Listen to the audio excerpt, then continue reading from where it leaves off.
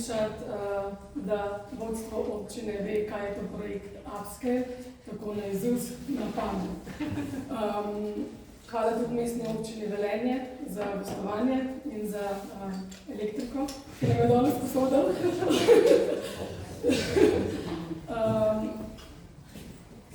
Prva stvar, se pravi še enkrat, danes bomo predstavili projekt Upscale, kratica za Urban Pioneers, Systemic Change and Livable Environments. V tem projektu sodelujemo skupaj z Velenjem, Ljubljano in še z dvema strokovnima partnerjema, to je Individual pa podjetje pa Inštitut Jože Stefan. Na tem mestu je potreben en tak malo širši okvir, zato da boste razumeli, da so to v bistvu projekti pilotiranja, kar pomeni, da je v tem kontekstu en kup nekih rešitev, ki so načeloma že na voljo, ampak je potrebno testiranje. Potrebno je testiranje v širšem in ožjem kontekstu in po drugi strani tudi iskanje nekih novih rešitev. Kar lahko deluje v Ljubljani, nujno, da deluje v Velenju, ni nujno, da deluje tudi v Kranju. In zaradi tega so te programi na voljo. Zdaj, ne vem, koliko poznate, ampak program Obzorje Evropa, v bistvu Horizon Evropa, je se pravi, poleg teh stebrnih aktivnosti, s katerimi se ukvarjajo, med katerimi so ključne raziskave pa inovacije, Evropa ugotovila, da za doseganje te podnebne nevtralnosti do leta 2050 in za zmanjševanje 55% emisij do leta 2030, da so potrebni novi pristopi. Kar je bilo ključno za to, se pravi, da so rešitve, da zagotovimo rešitve na nekatere največje globalne izzive, s katerimi se soočamo, ne samo v Evropi, ampak tudi v svetu. In ravno zaradi tega so postavili novi instrumenti, ki se imenujejo misije EU. To niso projekti, to so misije, ki imajo širši pomen. In podnebno nevtralna in pametna mesta je samo ena izmed 5 misij. Ostale so še zdravje tal in živil, rak, zdravi oceani, morja, obalne pa celinske vode, pa prilagajanje podnebnim spremembam, vključno s preobrazbo družbe. Zdaj, pri zdravju tal in živil gre v bistvu za kakovost tal in za iskanje rešitev, kako to ohraniti in izboljšati. Pri raku gre za zagotavljanje boljšega življenja do 3 milijonov ljudi v Evropi, kar je zelo velika številka. Zdravi oceani in morja gre za kakovost življenja v morju in za kakovost voda in ostalih voda, sladkih voda. Prilagajanje podnebnim spremembam gre pa za to, da bi do leta 2030 nekako poskušali vzpostaviti od 150 do 200 nekih območij. To so lahko skupnosti, to so lahko regije, v katerih bi se testirale rešitve, kako se pa na te podnebne spremembe zdaj prilagoditi. V letu 2023 je bilo recimo iz programa sicer že Horizon 2020 za misijo konkretno za podnebno nevtralna in pametna mesta namenjeno 360 milijonov evrov. To so namenska sredstva ravno za iskanje rešitev in pa za testiranje teh rešitev, ki bo to mestam pomagala najti neke poti, kako v mestih živeti bolje, mogoče z enakimi sredstvi ali pa celo z manj sredstvi, kako zagotavljati bolj trajnostne rešitve v mobilnosti, v energetiki, tudi hrupnosti, recimo boljšem ozračjem, se pravi, kako v bistvu najti neke rešitve z manj onesnaževanja zraka. Zdaj, podnebno nevtralna in pametna mesta je misija, v katero je vključeno 112 mest. 100 mest iz Evropske unije in 12 mest iz držav pridruženih članic in za članstvo v Evropski uniji oziroma programu Obzorje Evropa. nekako je zagotovljena ta razpršenost mest in iz vsake države je vsaj eno mesto, ki je vključeno v misijo. Kar je pa tudi zelo zanimivo, je pa to, da teh 100 izbranih mest predstavlja nekako 12% populacije v celotni Evropski uniji. Zakaj prav mesta, zakaj je to pomembno? Na sami osnovi sicer obsegajo 4% nekega področja evropskega, ampak po drugi strani pa 75% ljudi živi ravno v mestih. Kar pomeni, da smo mi sami se potem glavni vir tega onesnaževanja.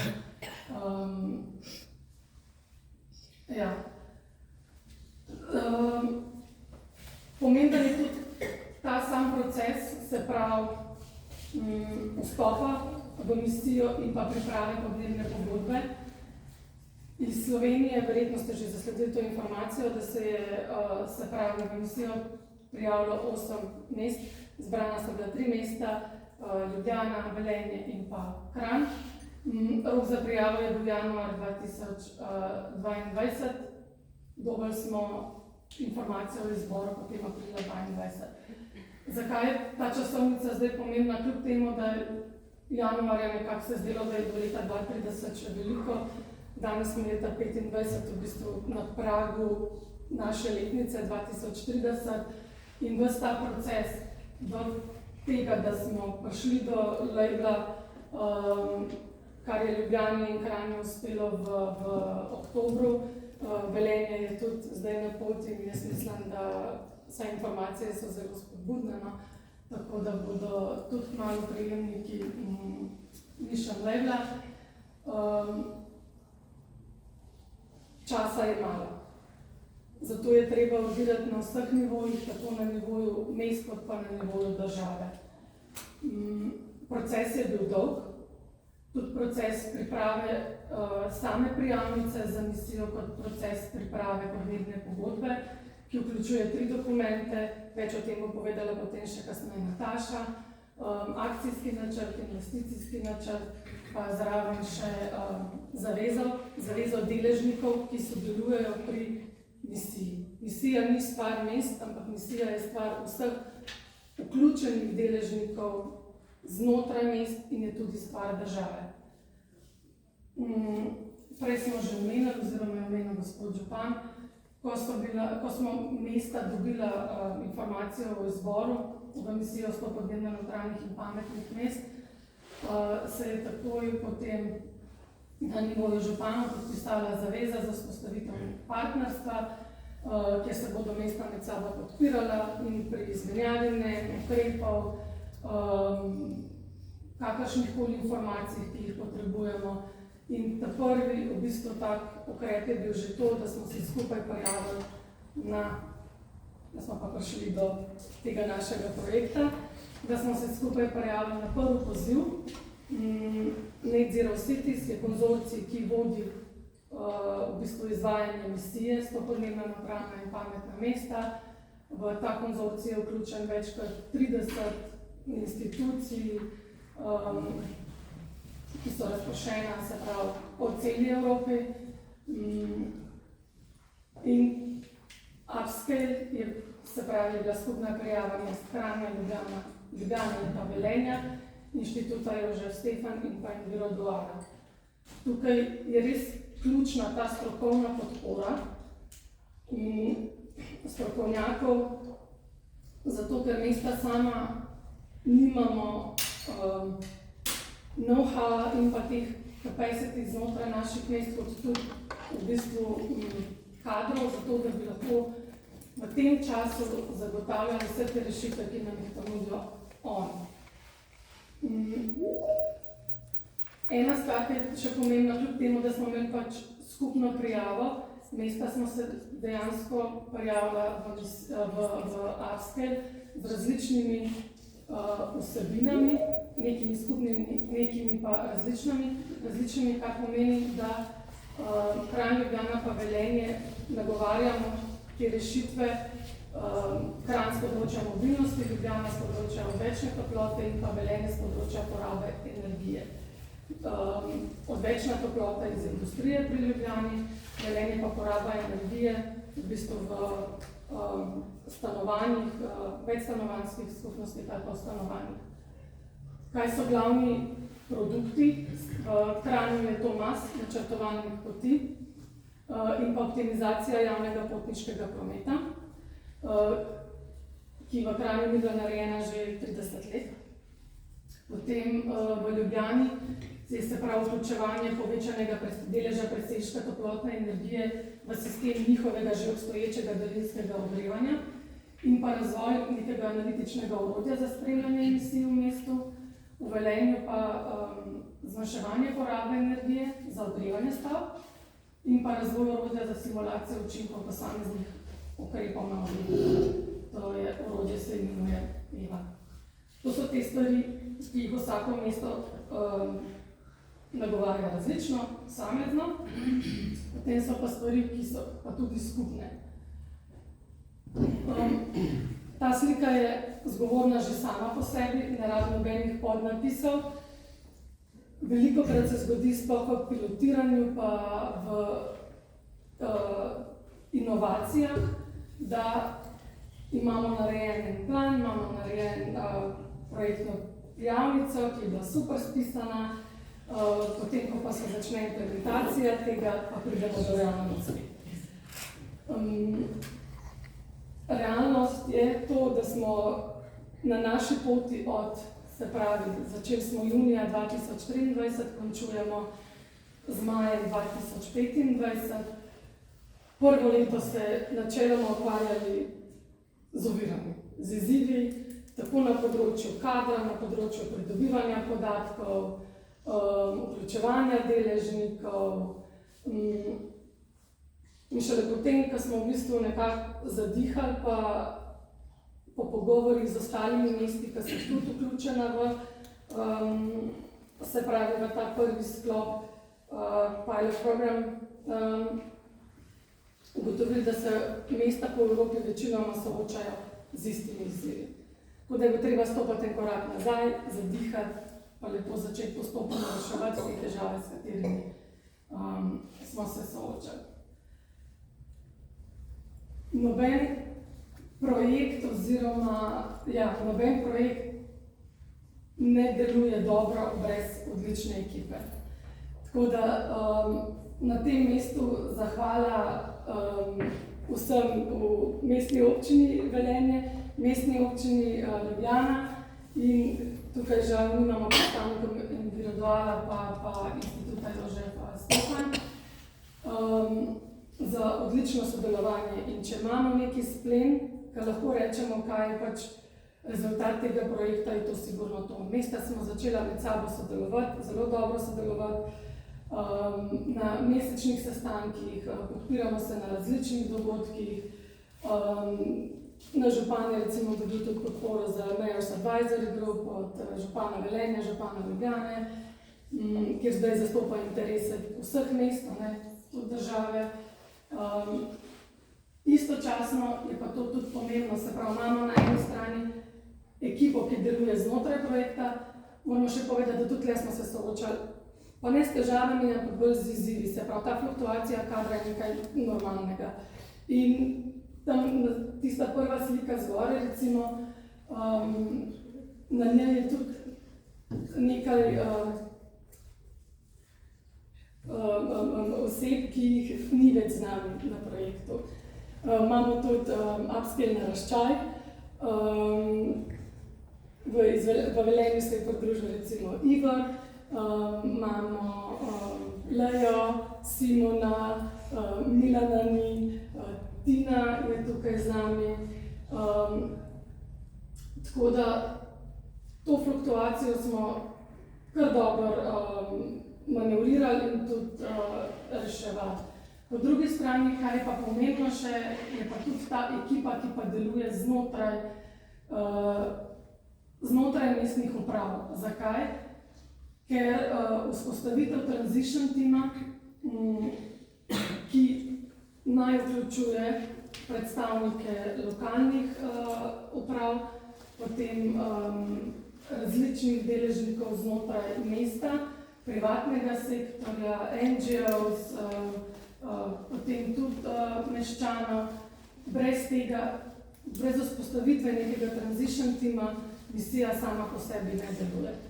Nujno je vključevati posameznike, ampak vključevanje ne, ko pridemo do točke, ko jih obveščamo, kaj smo naredili, ampak nujno je vključevati posameznike iz vseh področij življenja, takrat, ko se rešitve iščejo, ko se rešitve sprejemajo, ko se rešitve testirajo. Prej smo govorili o teh stvarih, ki jih bomo ali pa jih mesta delamo vsaka posamezno, zdaj so pa nekatera tudi skupna. Tako imenovani one-stop shop, v enem smo sedaj, je nekaj, kar smo si zadali, cilj, da smo si zadali, da ga bomo vzpostavila vsa mesta znotraj upscala. Ljubljana je bila v bistvu prva, ki je vzpostavila infotočko v centru mesta. To mislim, da je bilo že oktobra 2023. Sledilo je potem Velenje, lani poleti, ste imeli odprtje. Medtem ko je Kranj se odločil, da bomo pa poskusili narediti one-stop shop, kar pomeni informacije za vse deležnike na enem mestu, dostopne na enem mestu, digitalno, preko pametnega Kranja, preko naše digitalne platforme. Kljub temu, da se to zelo dobro sliši, smo zelo kmalu ugotovili, da je pa treba za ljudi narediti tudi fizični one-stop shop, tako da mi smo pa zdaj v bistvu v procesu iskanja neke primerne lokacije v mestu, zato da bomo lahko vse te naše aktivnosti približali tudi ljudem fizično. Se pravi, smo v misiji podnebno nevtralna in pametna mesta. Ta pametni del je zelo pomemben zaradi tega, da pridemo do podatkov, da s podatki pridobimo informacije in na podlagi tega potem sprejemamo neke relevantne odločitve, ampak brez tistega stika z ljudmi, fizičnega stika z ljudmi ne gre.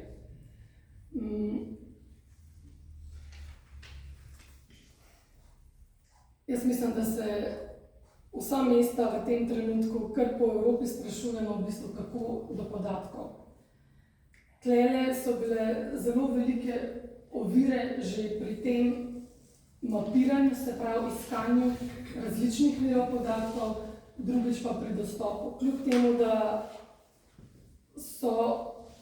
je kar precej teh virov podatkov financiranih iz javnega denarja, se nam velikokrat zgodi, da do teh podatkov ne moremo priti v doglednem času na enostaven način.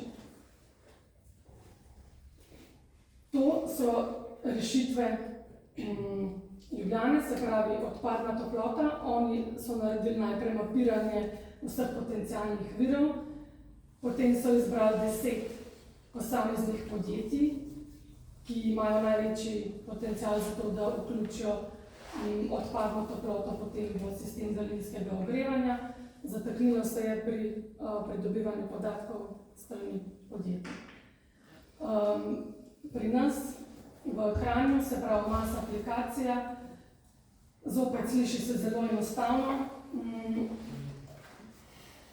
MAS aplikacija bo super delovala, ko bojo noter live podatki od lokacije avtobusov. Se pravi, ne tisti PDF podatki, ki jih lahko vnesemo noter, ampak dejansko, ko bo v prikazovalniku poti vidno, kje dejansko se ta avtobus znotraj mesta nahaja, zato da se bi ljudje lažje splanirali, da iti na avtobus in v bistvu tudi bomo nekako predvideli ali pa omejili te zamude. MAS aplikacija bo imela tudi možnost izbire prednostnega načina, se pravi sustainable, hoje poti, hoje pa kolesa, tudi sposoje koles, pešpoti avtobusa, seveda pa ne moramo brez avta, ne glede na to, da pač ni to najbolj trajnostni način, razen če električen. Potem pa recimo še Velenje. Oni so vzpostavili orodje energetsko varčevalno asistentko. kamor bodo, se pravi, vključili prikaz teh podrobnih energetskih pa okoljskih kazalcev za posamezno izbrano nepremičnino. Kar je pa zdaj ključno, je pa to, da pridajo posamezniki in da dejansko te svoje podatke, ki jih imajo, dajo na voljo in vključijo zato, da bojo lahko prišli do grafičnih prikazov in pa do dostopa do teh prilagojenih rešitev. Testiranje je bilo že narejeno, kakor vemo, tako da zdaj je še v fazi. Potem bo pa treba nagovoriti se pravi občane, zato da bojo prišli, da jim predvidevamo, da se bojo lahko to orodje tudi uporabljati. Ja. It's easy to look sharp when you haven't done any work, ne? Včasih se nam zdi, da smo na točki, da ne izgledamo sharp, pa da še je dela verjetno premalo. Ampak delamo, trudimo se, ne obupujemo, pomagamo en drugemu, sodelujemo. Kljub temu bi si pa večkrat želeli malo več pomoči države, ker misija je sicer, v misijo so vključena mesta, ampak po drugi strani se je pa tudi država zavezala, da bo sledila enakim ciljem kot pa mesta v sklopu teh naših podnebnih pogodb. Kje se nam največkrat zatakne? Pri financah. Tukaj bi resnično želeli, da bi imeli pač neke ciljana namenska sredstva samo za ukrepe, ki smo jih definirali v podnebnih pogodbah. Čisto enostavno. Veliko denarja bomo mogli za to nameniti in tukaj si želimo in pa pričakujemo podporo države. Hkrati pri podatkih deregulacija, ker zelo težko pridemo do podatkov, kljub temu, da so financirani z našim denarjem, po drugi strani jih pa potrebujemo zato, da lahko na podlagi tega sprejemamo neke relevantne odločitve, ker drugače vse samo na pamet. In ni to namen pametnih mest. Kompleksnost vseh možnih procesov že znotraj mesta. Ko smo na točki izvajanja ukrepov v podnebni pogodbi, pridemo do ovir že znotraj same mestne uprave, pri javnih naročilih, pri temu, da nimamo strokovnjakov iz financ do te mere, da bi bili malo bolj kreativni in drzni. Pri tem, da smo zdaj, recimo sploh v Kranju, nimamo zelenega občinskega prostorskega načrta, se pravi, še zdaj se bomo s tem soočali, do krožnega gospodarstva, pravnega okvira, se pravi, ko nekaj predstavno pravnikov, seveda to vemo, da pač se ne da, ne gre. In na koncu pa pomanjkanje kadrov. Težko je dobiti dober kader, težko je zadržati dober kader in tukaj na eni strani bomo tudi potrebovali malo več pomoči. To je to z naše strani.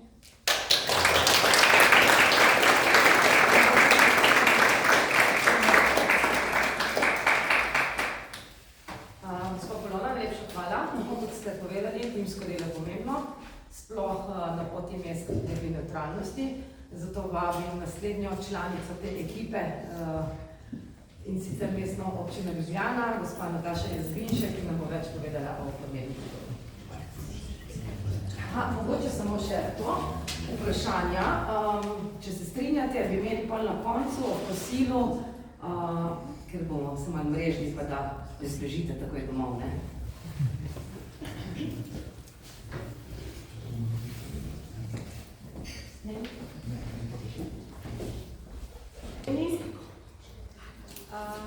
Jaz moram reči, da sem zelo vesela, da smo nekako v misijo vstopila ta 3 mesta, Velenje, Kranj, Ljubljana, ker smo, lahko trdim, podobno misleča, podobno ambiciozna in predvsem vsa 3 mesta z odličnimi ekipami. Tako da je tudi to eden od vzrokov, da smo po moje kar uspešni vsi trije na tej poti. Moja naloga danes je, da se malo dotaknem podnebne pogodbe. Polona je naredila zelo lepo uvodno predstavitev to, kaj misija sploh je. Tako da jaz bi začela kar pri tem, da smo zelo ponosni pravzaprav na to, da smo nekako prejeli ta naziv podnebno nevtralno in pametno mesto in hkrati s Kranjem in da ga zdaj praktično pred vrati prejema tudi Velenje. Ta procedura je bila zelo dolga, zelo naporna, lahko rečem ena najtežjih nalog, priprava podnebne pogodbe, o kateri bom nekaj več kasneje. In zato smo toliko bolj veseli, da nam je uspelo. Ni pa to zdaj končni cilj bil, zdaj se pravzaprav ta pot šele začenja. Ljubljana je tako kot druga svetovna mesta se sooča s podnebnimi spremembami in samo nekaj podatkov. V zadnjih 5 letih tudi v Ljubljani beležimo za kar 65% več intervencij, ki so tako ali drugače povezane z podnebnimi spremembami. Povečuje se število dni z visoko temperaturo, predvsem so problem noči, ko se temperature, oziroma ko temperatura ne pade pod 20 stopinj. In če pogledate, za koliko se je dvignila temperatura, recimo v primerjavi z letom 1950 za 2,5 stopinji, in to je kar podatek, ki kaže na to, kako se podnebje spreminja. Mi smo še pred vstopom v misijo razmišljali, kako naslavljati te zadeve, kako nekako spremljati dogajanje in zato smo že pred 2 leti pravzaprav začeli z nalogo, vzpostavili merilno mrežo postaj, danes jih je v Ljubljani 32 po različnih koncih mesta, kjer spremljamo temperaturo, vlažnost. Predvsem je pa cilj, da bomo, oziroma zdaj se vzpostavlja model, da bomo v realnem času ugotavljali te toplotne otoke po mestu, ker potem je seveda tudi lažje se prilagajati na to in tudi načrtovati ukrepe. Prav tako vedno znova ugotavljamo, kako pomembno je pri prilagajanju na podnebne spremembe ozelenjevanje mesta, drevesa, zato smo že ves čas imamo nekako pripravljeno bazo dreves na javnih zelenih površinah. Zdaj smo pa to nadgradili in pripravili celotno identifikacijo vegetacije v mestu, tako da lahko povem, da je v Ljubljani 1.770.000 dreves, kar je res zelo veliko. In kako to zelenje dejansko vpliva, tako da smo pripravili tudi model, ko ugotavljamo, recimo, kako dodatne zasaditve dejansko prispevajo k znižanju temperature in tudi k občutku temperature. Prav tako smo, prej bilo že omenjeno, takoj z vstopom v misijo razmišljali širše, kako moramo vključiti različne deležnike, predvsem pa naše meščanke in meščane, ker le na ta način lahko temu cilju gremo nasproti. In zato je bila vzpostavljena že v letu 2023 infotočka, ki je zelo dejavna. V lanskem letu smo beležili 2600 obiskovalcev, 70 dogodkov, 17 tujih delegacij. Letošnji program je še bolj pester, tako da se praktično na dnevnem nivoju stvari odvijajo, kar nas veseli. Tukaj je zdaj res postalo neko stičišče, ne samo za meščanke, meščane, za podjetja, za organizacije, društva, vse z namenom, da nekako se ta vizija oziroma ta dejstva, ki se nanašajo na podnebne spremembe, da pridejo do ljudi.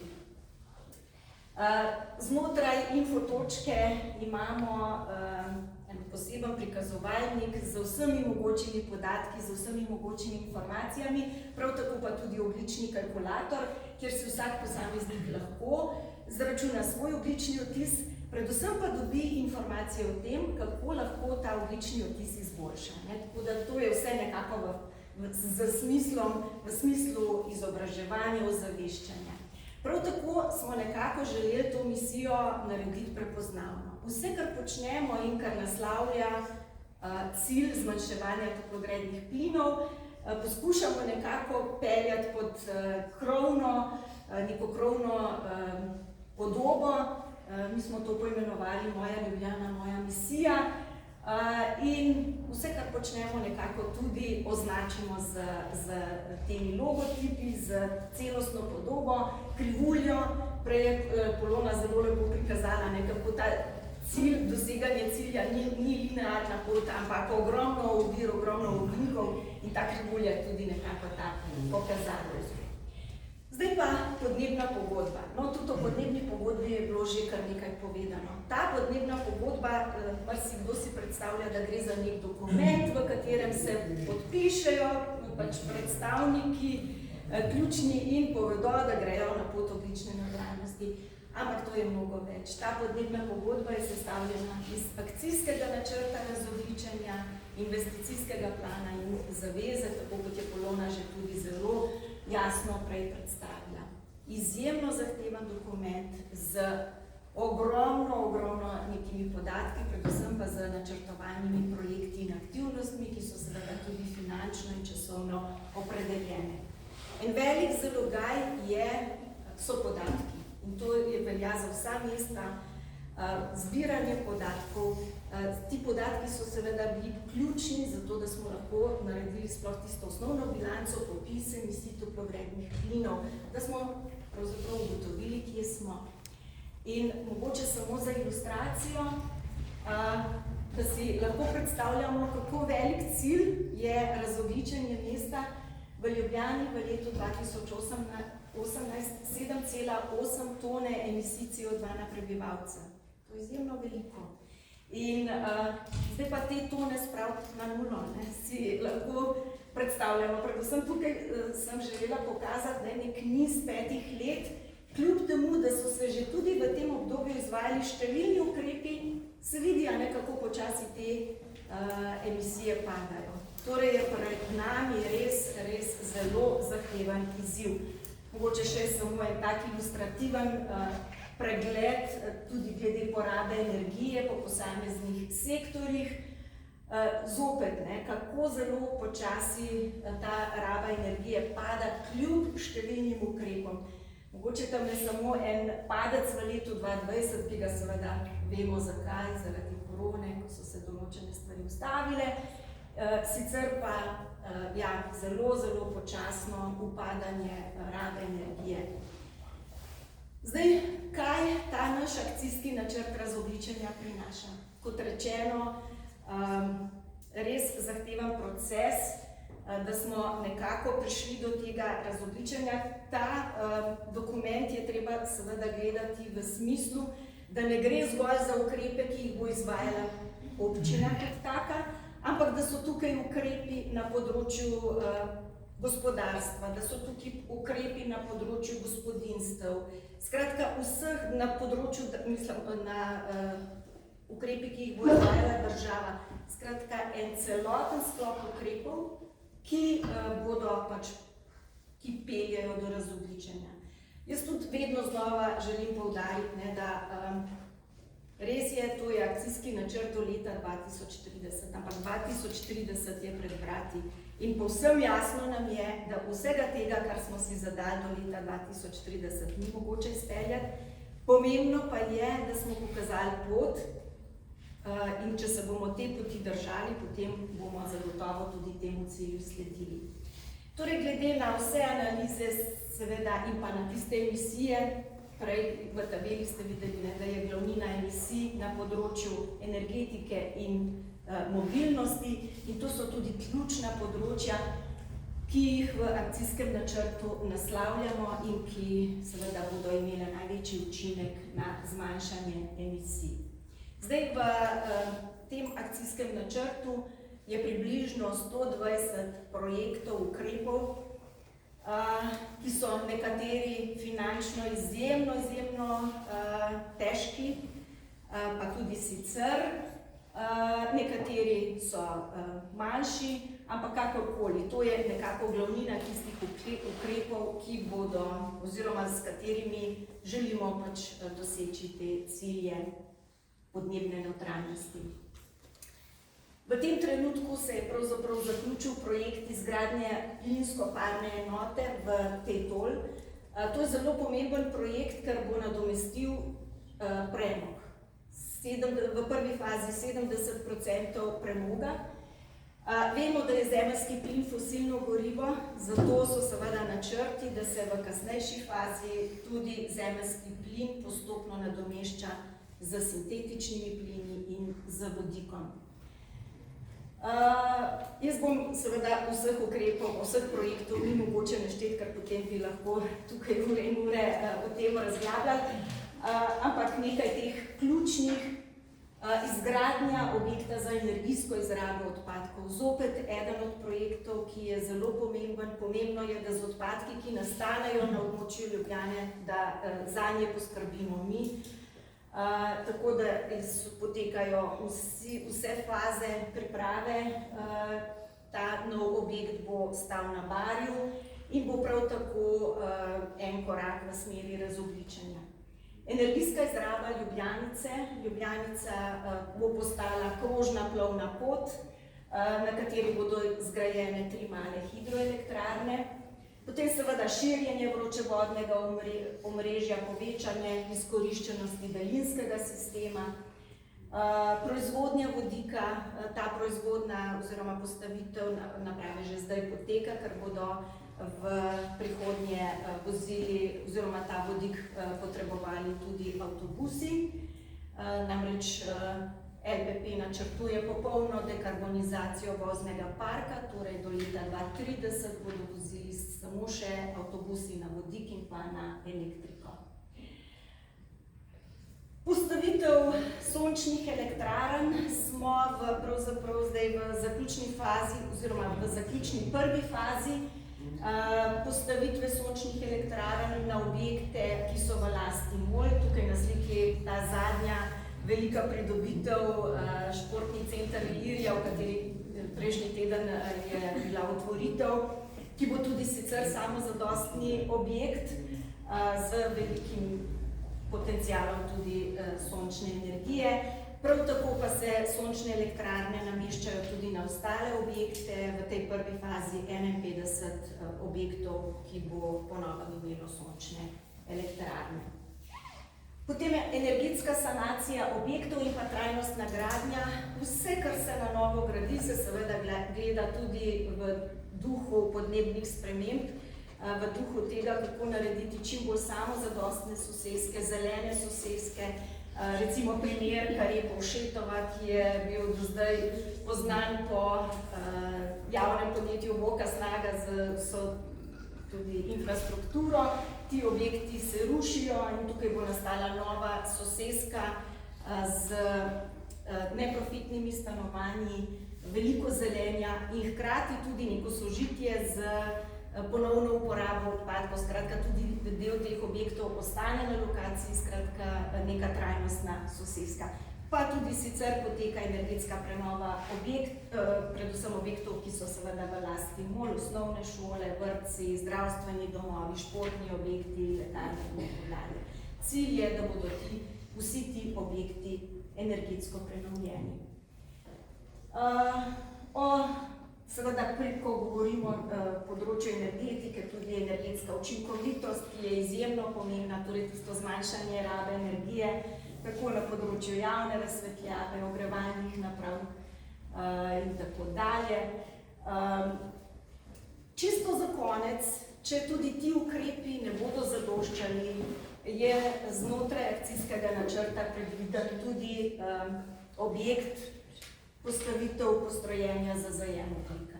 Torej, tisti preostanek emisij, ki jih sicer ni mogoče zajeti.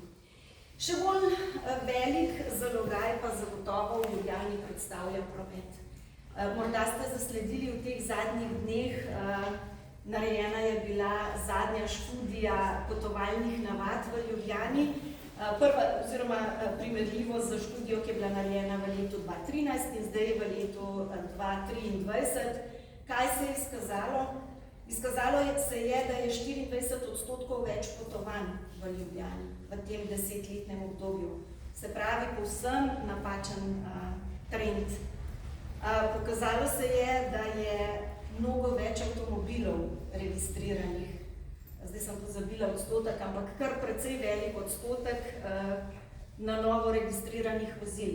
Res je, da se je tudi število prebivalcev povečalo v teh 10 letih za 15.005%, ampak kakorkoli nesorazmerno. Zdaj tisto, kar nas veseli, je to, da je ta študija pokazala, da je v Ljubljani bistveno več kolesarjev, da je bistveno več pešcev, da pa upada delež potovanj opravljenih z ljubljanskim potniškim prometom, kar je seveda zaskrbljujoče. Ostaja pa popolnoma enak odstotek poti opravljenih z osebnim vozilom. To kaže na to, da je pred nami velik izziv, kako še dodatno spodbuditi ljudi k uporabi javnega potniškega prometa. Tako da v naslednjih 10 letih bo zagotovo na tem področju potrebno narediti mnogo več. No? Ampak veseli nas pa dejansko to, da je kolesarjev pa vsako leto več, kar pomeni, da so bili vsi ukrepi, ki so bili izvedeni v tem zadnjem 10-15-letnem obdobju, ko je bilo na novo vzpostavljenih ogromno kilometrov novih kolesarskih poti, kolesarnice, bicikl, ki je zelo uspešen, se pravi sistem izposoje koles, je pač obrodilo svoje sadove. Če se vrnem nazaj, skratka, dvig javnega potniškega prometa, elektrifikacija LPP-ja in uvajanje vodika, kolesarsko infrastrukturo bomo še naprej gradili. Te brezemisijske cone, kot je recimo zaprtje mestnega središča, pa širimo tudi na obrobje. Se pravi, tudi v drugih soseskah bodo takšna območja, recimo Štepansko naselje, Fužine, na katere se pripravljamo v tem trenutku. Skratka, čim več nekih takih brezemisijskih con. Seveda železniški javni prevoz, zdaj z izgradnjo avtobusne in železniške postaje bo zagotovo tudi na tem področju kar nekaj ukrepov učinkovitih. Kot že rečeno, javni prevoz na Ljubljanici, nove površine za park and ride sisteme, dekarbonizacija vozil, umik vozil iz javnih površin. Tukaj sem samo za primer, vsi poznate osrednjo ljubljansko tržnico, danes je tukaj parkiranih veliko vozil. Po prenovi, ki se bo začela že v letošnjem letu, bo to celotno območje prav tako brez osebnih vozil. In takih projektov bo v Ljubljani kar nekaj, skratka, vozila umakniti z površine. No in seveda ozelenjevanje mesta. Prej sem povedala, da je ta študija vegetacija v Ljubljani pokazala, da je res zeleno mesto z 1.770.000 drevesi, kar pomeni, da je ta drevesa potrebno ohraniti, zanje skrbeti za gozdove. Hkrati pa je zdaj nekako usmeritev, da katerokoli ulico prenavljamo, recimo ena zadnjih Linhartova, da vedno poskušamo najti prostor tudi za nove drevorede. Tako da se vsako leto res poskuša čim več novih zasaditev izvesti. Tisto, kar nas čaka v prihodnje in kar je bilo zdaj manj nekako prioriteta, je ozelenjevanje streh, tam, kjer je to možno, in pa tudi fasad, kjer bo to izvedljivo. Raztlakovanje površin, kar nekaj projektov tudi v samem mestnem središču, parlamentarna četrt, ki naj bi se v velikem obsegu tudi raztlakovala in ozelenila.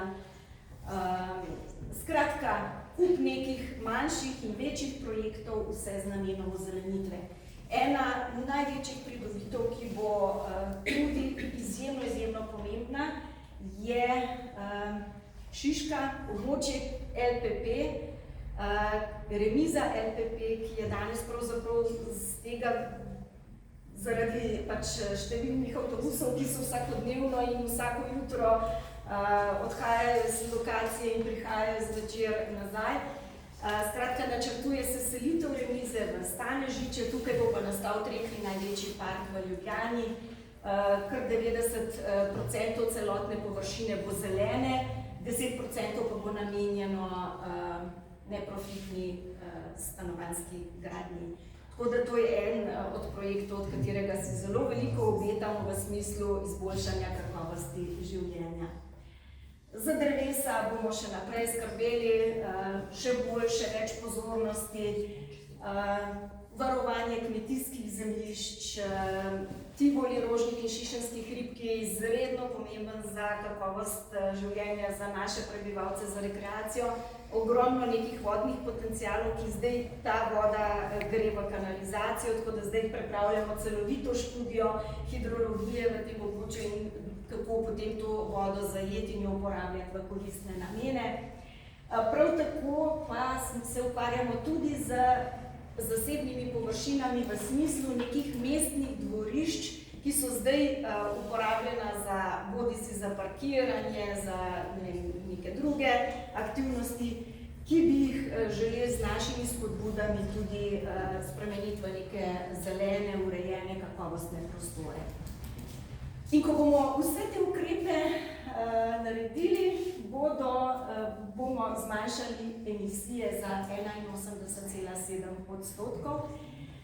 Tale kmetijstvo, gozdarstvo, raba zemljišč po nori jih je izjemno malo. Kljub vsemu zelenju, ki ga imamo, vidite recimo v primerjavi z emisijami, ki izhajajo iz posameznih sektorjev, torej na ponore zelo malo smo lahko računali pri samem načrtovanju razogljičenja, se bomo pa potrudili, da bo tudi teh bistveno več z novimi zasaditvami in ureditvami. Skratka, tukaj še nek prikaz, kako torej bomo te emisije po koncu oziroma po izvedenih vseh ukrepih.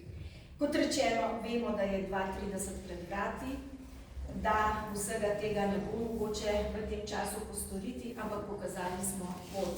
Je pa res, da če poslušamo politike, če poslušamo poročila, smo pa lahko tudi malce zagrenjeni, ker dejansko se mi zdi, da se zdaj vse usmerja bolj v oboroževanje, v druge zgodbe in da bo za te zelene projekte, za zeleno tranzicijo zmanjkalo in volje in denarja. Ampak verjamem, da z takimi ekipami, kot so v teh 3 mestih, da bodo pokazale pot. Hvala tudi Vladki, ki nam je vedno v pomoč in ki je nek support tudi strani Evropske komisije, tako da to z naše strani.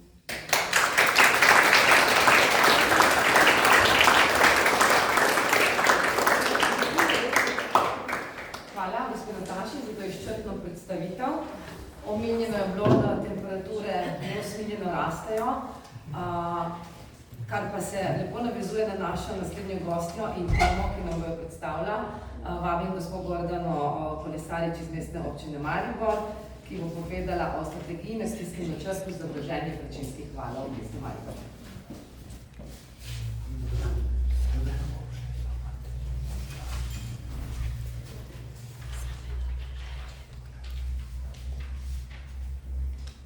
Tudi v mojem imenu. Najprej sem zelo impresionirana, kaj delate druga mesta in pa Ljubljana, to je prav, veselje poslušati. Glavno, da imate načrt, zagotovo bo šlo to naprej, ne glede na vse to, kar govorijo mediji. Torej, čisto na kratko, mi smo vstopili ta projekt Ready for Kids skupaj z drugimi mesti, projekt financira Interreg Srednja Evropa. Torej, imamo pa tudi nekatere podporne organizacije in inštitute, ki nam pomagajo pri strokovnem delu. Vodilni partner je pa razvojna agencija Sinergija iz Prekmurja. Cilj projekta je predvsem zaščita prebivalstva pred posledicami vročinskih valov. Delamo predvsem z ranljivimi skupinami. Skupna vrednost projekta vseh partnerjev je cirka 2 milijona, v Mariboru pa smo temu posvetili 219.000 evrov in stopnja sofinanciranja tako pri vseh Interregovih projektih 30%. Projekt se je začel leta 2023 in končamo ga drugo leto. Torej, vemo, da so največje posledice podnebnih sprememb neurja, poplave, nalivi, vetrovi in seveda tudi vročinski valovi. Mi smo že prej je bila zelo dobro povedana definicija vročinskega vala, ne? Torej, po nekaj dni zaporedoma temperatura po noči ne pade pod 20, imamo tropske noči in v zadnjih letih opažamo, da je teh dni vedno več, da vročinskih valov je vedno več v poletju, lani smo jih imeli 4 in da so vedno bolj intenzivni in trajajo dlje časa. Zato mi sodelujemo tudi z zdravstvenim domom in so nam povedali, da v poletnem času imajo 20% večji obisk pri zdravniku ravno zaradi posledice pregrevanja. Se pravi, ljudje doživijo ali toplotni udar ali pa kakšne druge posledice. Zato se zavedamo, da moramo zaščititi te najbolj ranljive skupine. To so starejši, vemo, da se prebivalstvo stara, vedno večja je ta skupina. Kronični bolniki, seveda majhni otroci, dojenčki, nosečnice, delavci na prostem in potrebno ozaveščanje tudi zakaj so te skupine, ranljive skupine. Namreč starejši imajo drugačno termoregulacijo kot mlajši ljudje, da začutijo vročine tako hitro kot mi in pa recimo tudi žejenje. Zato je zelo pomembno, da začnejo pravočasno z ukrepi kako zaščititi svoje zdravje. Torej, to so nekako vplivi vročine na telo, od omedlevice, glavobola, prekomernega potenja, lahko tudi izguba zavesti in seveda vemo, da je tudi smrtnost lahko huda posledica, sploh v teh velikih mestih, kjer ni možno najti te neke ohladitve. Mi, hvala Bogu, imamo Pohorje, torej naša mesta so še kljub temu toliko bliže naravi, da to nekako lahko si pomagamo, ampak vendarle je potrebno velika skrb predvsem za starejše, ker veliko ljudi sami živi doma in se tega morda ne zavedajo dovolj. V okviru projekta so nam izdelali te načrte toplotne obremenitve.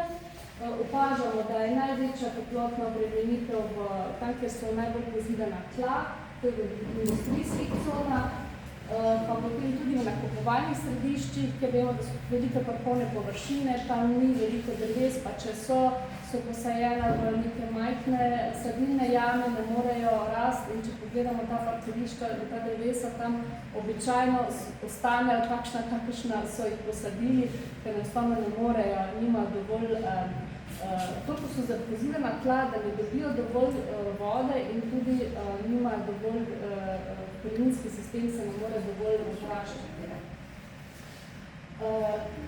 Tudi vemo pa, da zelene površine blažijo segrevanje in opravljajo pomembno tudi socialno in ekološko vlogo, zato je ključno prilagajanje na vročinske valove. Tu sem še hotel omeniti, tukaj vidimo recimo reka Drava, kaj naredijo vodni elementi, kako je ob Dravi vpliv vode, da se ozračje tam ne segreva tako hitro kot recimo v mestnem središču, kjer je velika pozidanost, tukaj recimo Stražunski gozd, kakšen velik vpliv ima na mesto.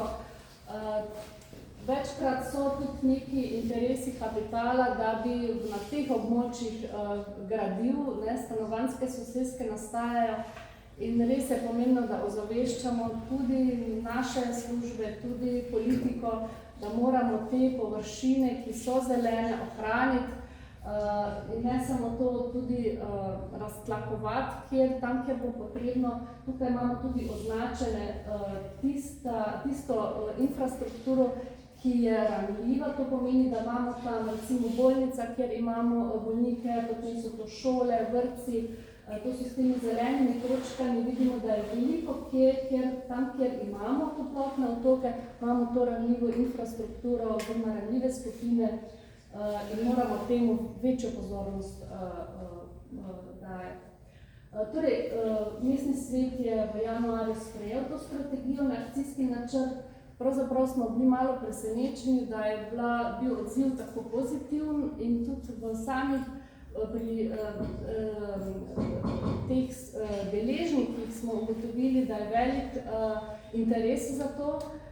Najprej smo mislili, da zdaj bodo rekli, dobro, ne, se to je 1-2 meseca, pa se to grenimo, pa se to ni tako hodo, ampak sami so nam povedali, da so se že o tem pogovarjali, predvsem v društvih invalidov, v društvih upokojencev, da zaznavajo problem in da so pravzaprav veseli, da smo se tega lotili. Del te strategije je tudi seznam drevesnih vrst. Gre za prilogo, ki je v tej strategiji. Tam smo naredili seznam odpornih drevesnih vrst, ki jih priporočamo za sajenje na območju mesta Maribor. Vemo, da imamo različno klimo v Sloveniji, na Gorenjskem je več dežja, pri nas ga je vedno manj. Mi se vedno bolj soočamo s sušo in drevesa to toplotno obremenitev zelo težko prenašajo. Sploh mlada drevesa, ki jih posadimo, opažamo, da ne raste tako, kot so nekoč rasla, druge vrste bolj uspevajo, tako da smo se lotili tudi tega seznama, ki pa je tudi na spletni strani Mestne občine Maribor. Tukaj so našteti različni ukrepi, ki so v akcijskem načrtu.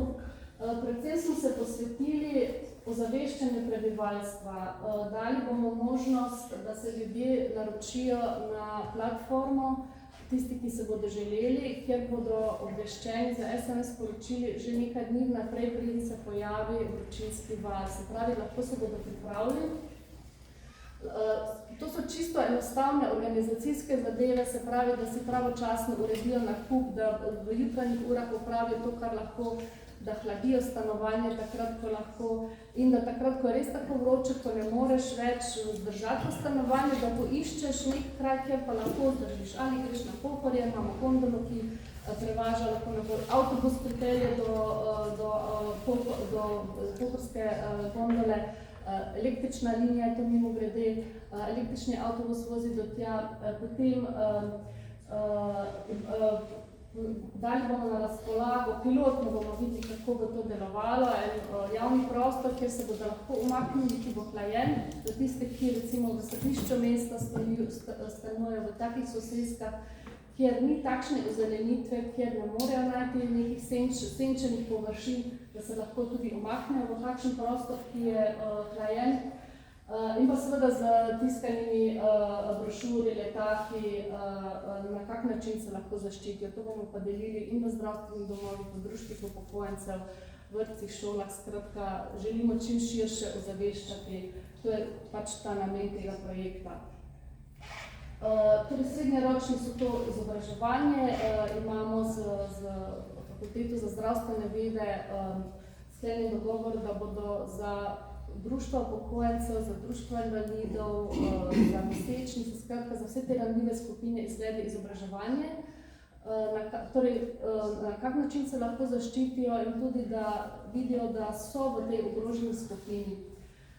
In pa pomembno se nam zdi, to pa smo veseli, da je prišlo strani vodstva, je prišel ta ukrep organizacijsko, da se mi znotraj uprave medsektorsko povezujemo, da dajemo večjo pozornost na tem, kako je dokumentacija pripravljena, investicijska takrat, ko je nek segment tudi ozelenjevanje, da se res upošteva ta izbor drevesnih vrst, ki so priporočena, da je pravilna zasaditev.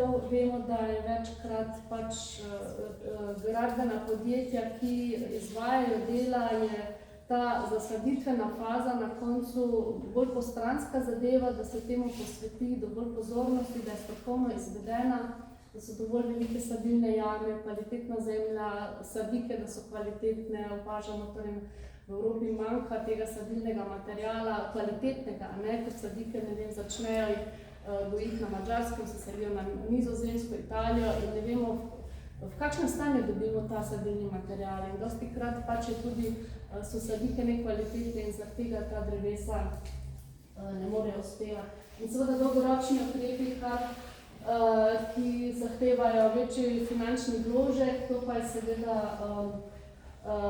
elektrarne na javnih stavbah, hranilniki energije, energetsko učinkovite stavbe, se pravi šoli, vrtce, vse javne stavbe, ki jih imamo, ureditev več vodnih površin, sajenje novih dreves in pa pač vse te infrastrukturne ukrepe, ki upamo, da se bo v naslednji finančni perspektivi vseeno dovolj sredstev, da se bomo lahko lotili tega.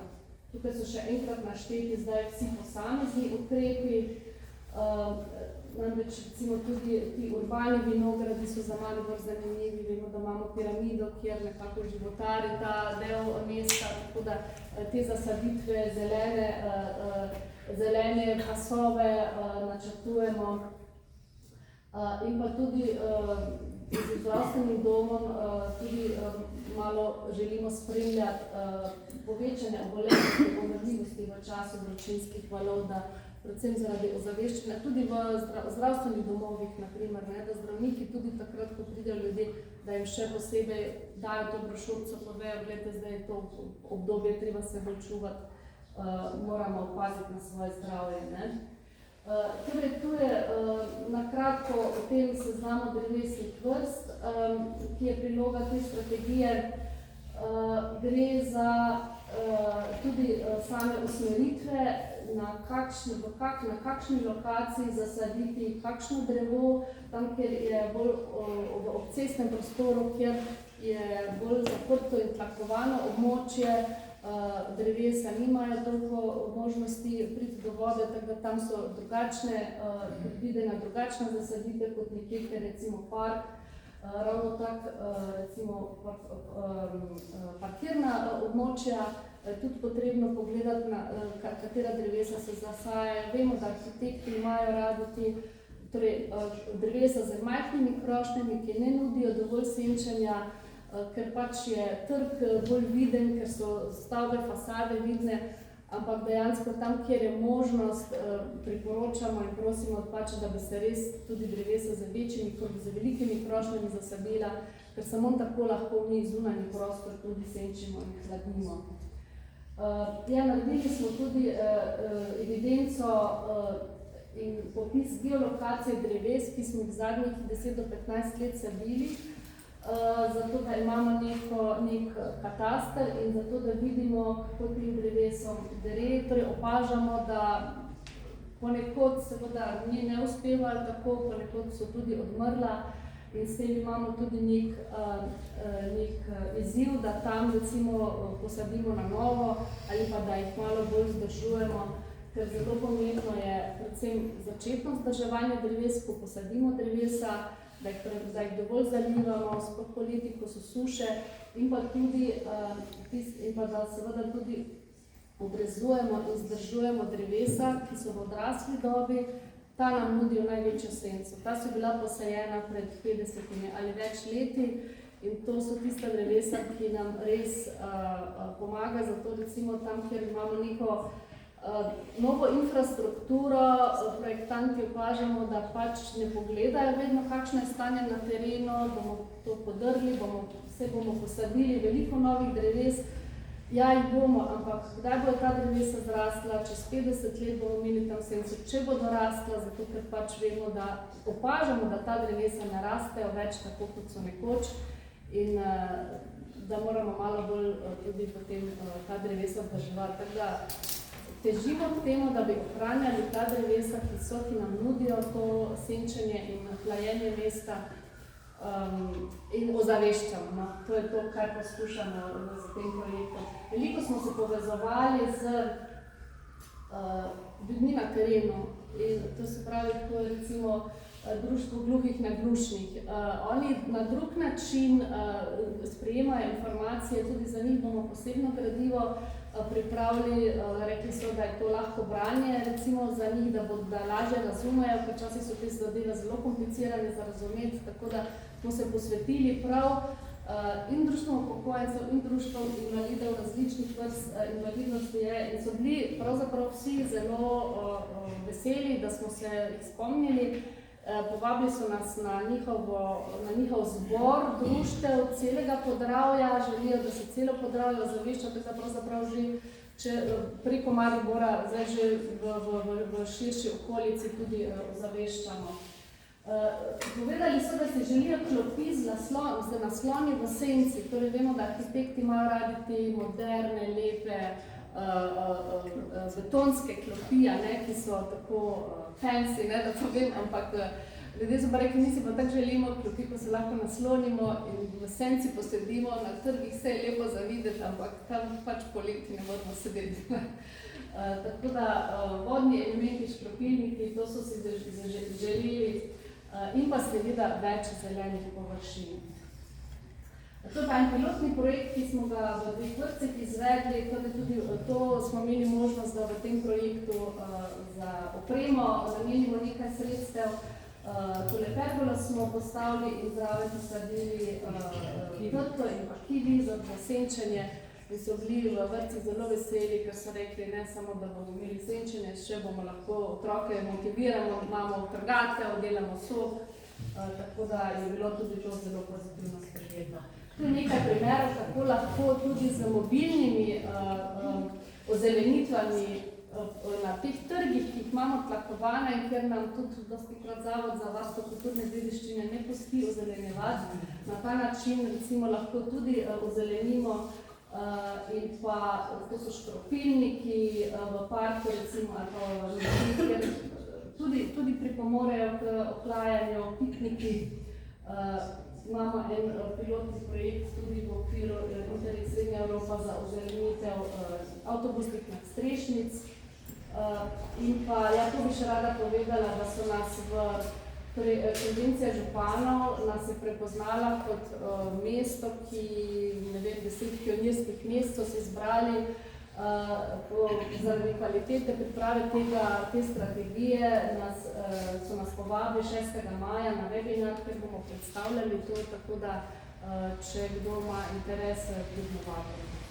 Hvala lepa.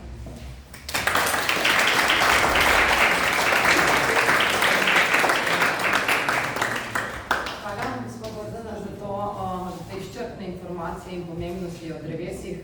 Naša klimatologinja, gospod Lučka Kajfež-Bogataj, že 20 let nazaj po mojem pisala o pomenu dreves v mestih in mislim, da jih je tudi finančno vrednotila. Zdaj pa bi povabila naše gostitelje, da se nam pridružijo na odru in sicer gospod Karlo Siter, ki bo predstavila preoblikovanje Šaleške doline za trajnostno prihodnost.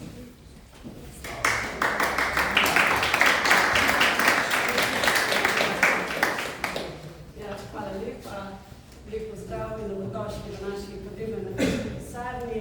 Jaz bom govorila prav o nasprotni temi, ne o ohlajevanju, ampak o ogrevanju, zato da nas ne bo zeglo, ko bojo ugasnili premogovniki in Termoelektrarno Šoštanj in seveda moramo že danes oziroma smo že veliko nazaj začeli aktivno delati in pripravljati kmete. Jaz vem, da je bil napisan tudi, da bi mogel zdaj biti direktor občinske uprave, ampak to je pač problem direktorjev, da delegirajo aktivnosti. Vsako mesto, verjamem, ima podobne ali pa še drugačne dodatne izzive, tudi mi jih imamo in prav zaradi zapiranja premogovnika Velenje imamo tukaj še mogoče takšne, ki jih druga mesta nimajo. Eden od teh je, da moramo preobraziti daljinski sistem, ki trenutno se napaja s Termoelektrarne Šoštanj in smo 100% odvisni od fosilnih goriv. S tem povezana je tudi celotna preobrazba našega mesta oziroma bom rekla vseh objektov, ki so priključeni na daljinski sistem. In pa še vedno čakamo zakon o zapiranju in zakon o prestrukturiranju regije, ki bo seveda tudi verjamemo finančno podprli kar nekaj projektov, ki jih imamo tudi v sami misiji, v akcijskem načrtu, investicijskem načrtu, ki smo ga lani poslali v komentar v Bruselj septembra in kot je bilo že danes rečeno, bomo, mislim, da v kratkem tudi podpisali podjemno pogodbo in pridobili ta leto. Ko smo pripravljali dokumente in delali izračune, smo ugotovili, da 80% vseh emisij proizvajamo z grenim dobrom, se pravi z objekti in pa nekaj na mobilnosti. Vsa ostala področja so bila manj agresivna in zato je seveda naš osrednji projekt ključni projekt preobrazbe daljinskega sistema. Ker je to resnično kompleksni in velik projekt, ne vem, če veste, za Ljubljano drugi največji v Sloveniji in pa najstarejši, tudi z visokimi izgubami se srečujemo, smo projekt razdelili v 3 faze. Prva je seveda ta, ki bom rekla, najlažja in ki je že v teku, čakamo samo še odločbo strani ministrstva, da bomo 24 milijonov evrov vložili v prenovo vročevodov in pa toplotnih podpostaj. Ta del je sofinanciran iz sklada za pravični prehod, do katerega smo seveda tiste regije, ki imamo rudnike, tudi upravičene. Druga faza je izgradnja novih virov, zelenih virov za toploto in pa tretja, najobsežnejša, je pa, kot sem dejala, celotna celovita prenova mesta.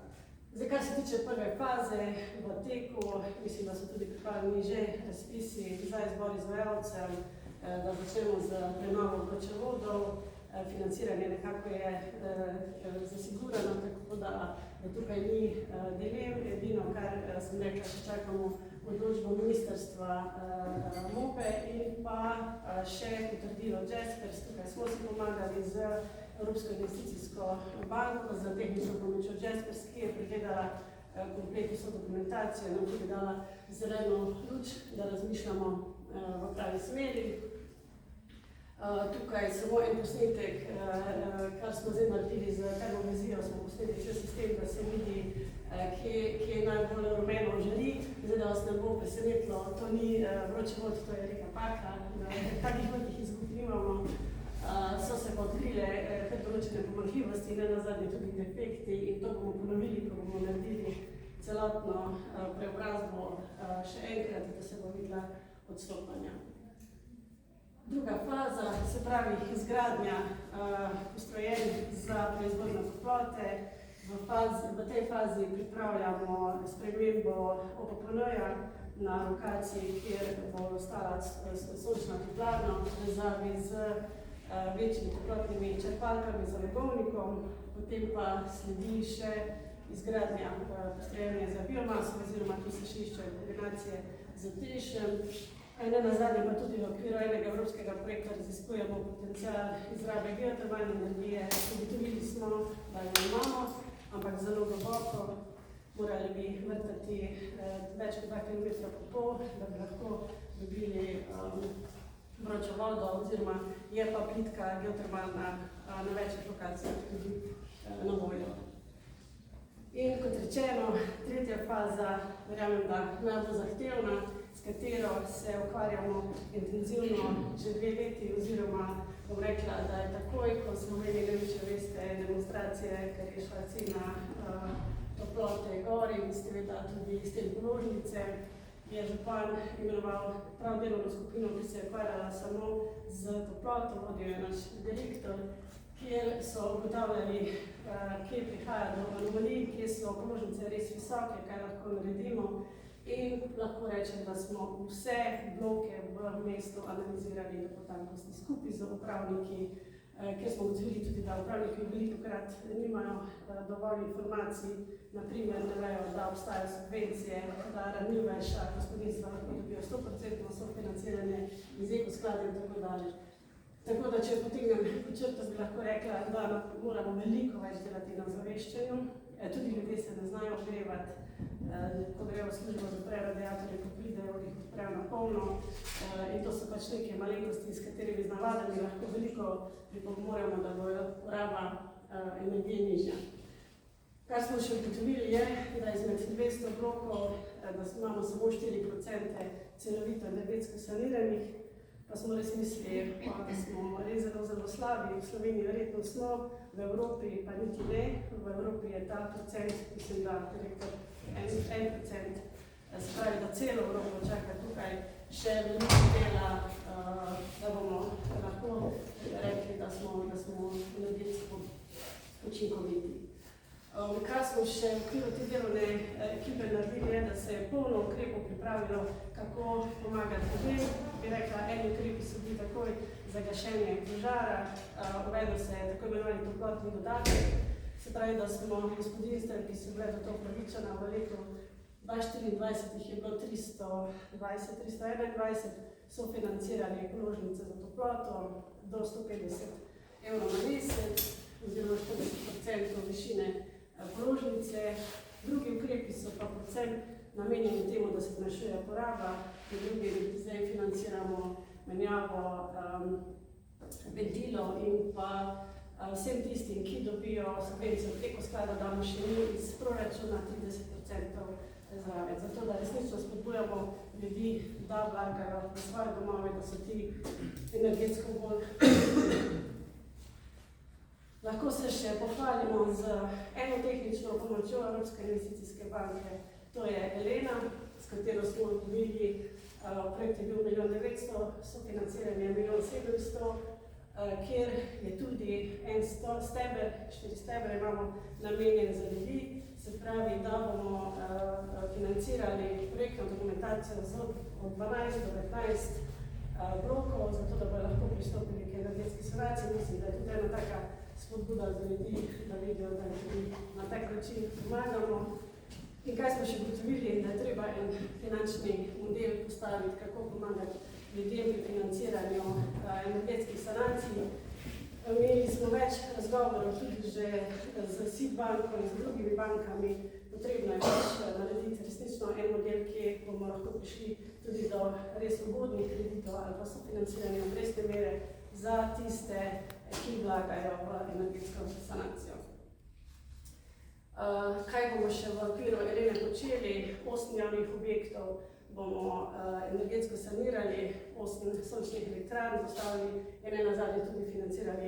To je idejna zasnova od prve faze, oziroma prve etape druge faze preobrazbe daljinskega ogrevanja. V okviru upscale projekta smo dobili tudi dostop do energetskega modelnega atlasa za Velenje. Kaj to pomeni? To pomeni, da imamo naš NEK 80% digitaliziran, da bo lahko res orodje pomoč tako zaposlenim na občini, komunalni in nenazadnje tudi naši lokalni energetski agenciji Xena, ki za nas pripravlja NEK in tudi poroča. Kot je bilo že rečeno, podatki so izziv in lažje se odločiti in načrtovati, če imaš primerljive in realne podatke, in to je ta plus, bom rekla, atlasa, da vedno napiše, kje je ta podatek, ali je meren, ali je izračunan s pomočjo umetne inteligence, tako da vemo, na kaj se naslanjamo. O podnebno energetski pisanju je že kar nekaj govora, jaz bi sam še številke dodala, ne dosegamo tako visoki številk kot Ljubljana, ampak delamo na tem. Veliko dogodkov pripravljamo, naša ekipa, mislim, da ima za vsak četrtek tukaj predavanja na različne teme izobraževanja, da resnično želimo, da to postane ena taka točka v mestu srečevanja in izmenjava mnenj. Tudi o Evi je bilo že kar nekaj govora, smo še v fazi testiranja. Trenutno smo to testiranje razširili na vse zaposlene v občinski upravi in pa tudi po javnih zavodih, ki imajo individualne hiše, tako da lahko preverijo, če podatki držijo. In pa Evo je tudi testiral Ekosklad za svojimi energetskimi svetovalci, zato da so preverjali, ali te računske formule držijo, kajti s tem orodjem si lahko občan pripravi, katere ukrepe bi izvajal za energetsko sanacijo, koliko bo ti ukrepi stali, in pa nenazadnje program tudi izračuna, kdaj se vam bo investicija povrnila. Se pravi, gre za res uporabno orodje in verjamem, da bo kmalu preraslo meje Mestne občine Velenje. Za zaključek pa še zahvala moji ekipi vseh 3 oziroma 2 mest, ki nam tukaj pomagate in resnično sodelujemo. Hvala ZMUS, da ste izbrali Velenje za soorganizacijo dogodka in verjamem, da bomo v roku parih let lahko vam prikazali čisto novo, še bolj zeleno, pametno in inovativno Velenje. Hvala lepa.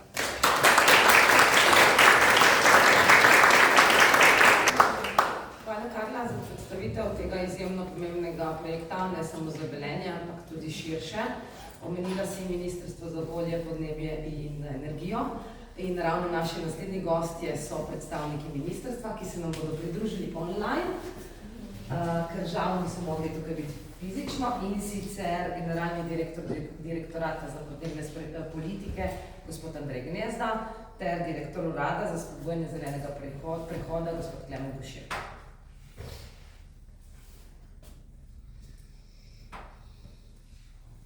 Sta prosila, če lahko mi dajemo naprej slajde, da bo kaj narobe. Klemen, se slišimo? Ja, zdravo. Ja, zdravo, evo. Dobro. Lepo zdrav. Ja, lepo zdrav. Strani Ministrstva za okolje, podnebje in energijo.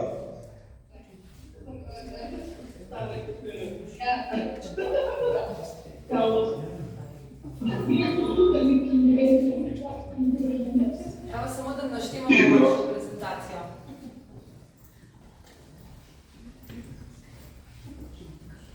Bom jaz vmes izkoristil priložnost, medtem ko se prezentacija nalaga. Sklepno sva si dočkano razdelila tole zadevo, razumem, da imamo 15 minut nekje, da predstavim, tako da bo res bolj helikopterski hiter pregled. Jaz bom predstavil tisti del, kjer mi nekako programiramo oziroma izvajamo, dodeljujemo sredstva, potem bom pa še Klemen za svoj del predstavil.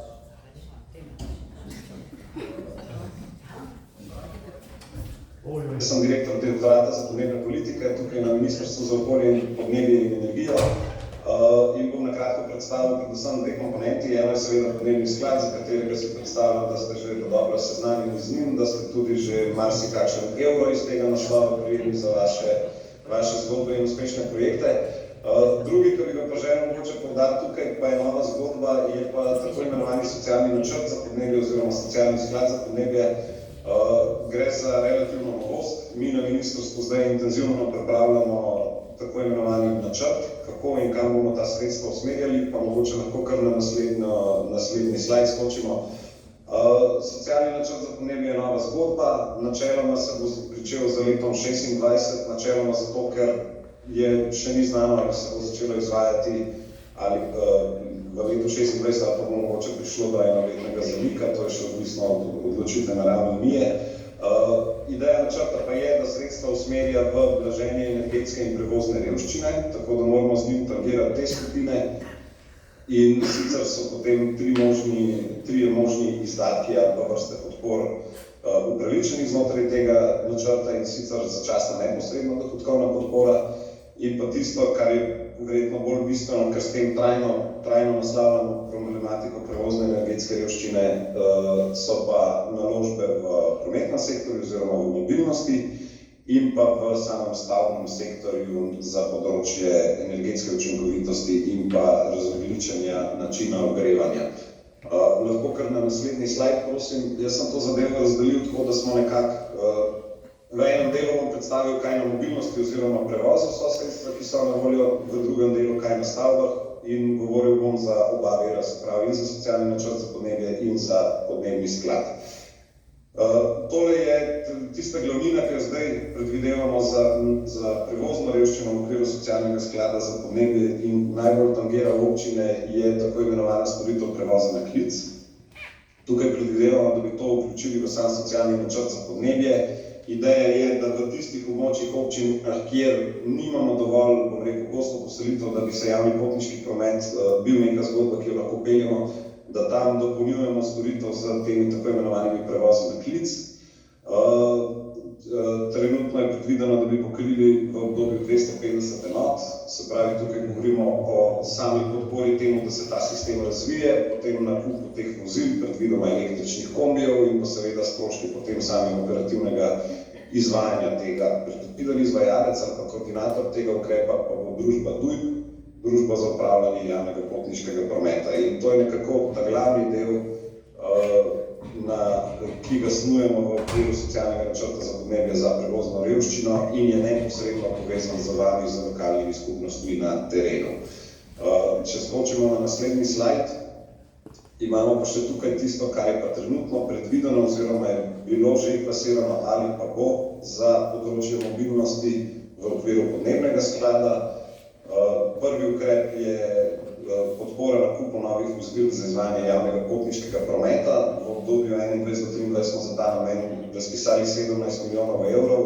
Nekaj dobav in izplačil tukaj še čakamo, ker vemo, da je dobavni rok teh vozil precej dolg. Z novim odlokom smo potem precej uspeli okrepiti sredstva za ta namen in upam, da bomo držali ta tempo. Lansko leto smo razpisali potem 30 milijonov za ta namen in po večini so ta sredstva bila dodeljena. Zadnja informacija, ki sem jo imel, je, da je še 3 milijone evrov na voljo. Tukaj res govorimo o avtobusih za javni potniški promet, bodisi na elektriko, bodisi na vodik. Ta razpis je bil objavljen na Ekoskladu v letošnjem letu, tukaj predvidoma v aprilu, morda pa v maju, če ne uspemo v aprilu, pa planiramo nov razpis v višini 15 milijonov evrov. Tukaj poudarjam predvsem to, kar bo verjetno pomembno za vas. Ta razpis bo sedaj objavljen na Borzenu.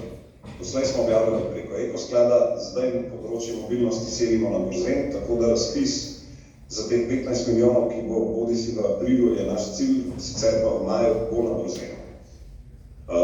Potem imamo še nekaj manjših razpisov za bolj mehke ukrepe, mehke vsebine, Evropski teden mobilnosti. Verjamem, da to zadevo dobro poznate. Lansko leto smo razpisali, podprli 51 občin, v naslednjih 2 letih planiramo dodatna sredstva še za ta namen, tako da bo tudi tukaj podpora. Razpisali smo tudi za sofinanciranje ukrepov merjenja prometa v občinah. Lansko leto, glede na vloge, ki so prišle, je bilo podprtih 6 občin in bi si tukaj seveda želeli še kakšen ukrep več. Je pa sedaj drugi rok odpiranja 10.6. in pa kolegi so me opozorili, da 3.4. pa infodan glede tega ukrepa organiziramo, tako da za občine, če bi bil kakšen interes, če so kakšna odprta vprašanja, predlagam, da se nam oglasite, vas bomo usmerili na kolege, ki to organizirajo. Na voljo pa je še dobre 2 milijona evrov za ta namen. Potem je še nekaj pilotnih projektov, ki jih predvidevamo v okviru podnebnega sklada, predvsem pa je odprto še tudi ta javni razpis za infrastrukturo za aktivno mobilnost. Ta je še v pripravi, tukaj nekoliko tudi skupaj s Klemnom gledamo, koliko sredstev bo pri njemu na voljo za te namene in kakšne so potrebe na drugi strani, še na drugih ukrepih, in ko bomo nekako sestavili to sliko, bomo tudi nadaljevali s tem razpisom. Bi še na naslednji slajd prosim za področje stavb. Tukaj smo iz podnebnega sklada razpisali za tako imenovane SNES lokalne skupnosti, skoraj nič energijske stavbe, v letu 2021 15 milijonov, lansko leto 11 milijonov razpisanih, cirka 8 milijonov je bilo dodeljenih, 3 milijone pa je bilo neporabljenih in jih bomo ponovno vključili v naslednji razpis. Tudi tega planiramo, da bi v aprilu ali maju izvedli. Okvirno bo na voljo 10 milijonov, dopuščam, da morda tudi kakšen evro več. In ta pa bo objavljen na Ekoskladu, kot je bil vedno doslej. Potem pa samo še morda ukrep za področje stavb, ki se neposredno dotika tudi občin oziroma lokalnih skupnosti v okviru socialnega podnebnega sklada, je predvidena tudi podpora energetski sanaciji stavb v javni lasti. Tukaj govorimo o tako imenovanih neprofitnih stanovanjih, ki jih upravljajo občinski lokalni skladi. In tukaj je predvideno, da za tisti segment ljudi v stavbi, ki so upravičeni, ki so v nekem nezavidljivem materialnem položaju, se energetska sanacija krije v celoti, se pravi, govorimo o 100% subvenciji. Sicer pa bo glavnina ukrepa ali pa eden največjih ukrepov v okviru socialnega načrta za podnebje bo pa usmerjena v same fizične osebe. Tukaj že imamo razpis na Ekoskladu, kjer smo dodelili 40 milijonov evrov za blaženje energetske revščine in ta ukrep peljemo naprej tudi v okviru socialnega podnebnega sklada. Ampak kot rečeno, ta ukrep tukaj pa je tisti, ki nekako tangira neposredno vse občine oziroma lokalne skupnosti, ki imajo v upravljanju neka stanovanja za neprofitne namene, zato smo ga tukaj posebej poudarjali. In še zadnji slajd, čisto na kratko, z vsemi 3 občinami, ki so vstopile v misijo 100 podnebno nevtralnih mest, smo zagotovili tudi nekaj sredstev za samo pripravo te dokumentacije. Pri Kranju potem ni prišlo do črpanja, zato tukaj ni omenjen, ampak tudi to še uredimo v bodoče. Toliko na hitro, ker imamo malo časa, no, tako da bi kar.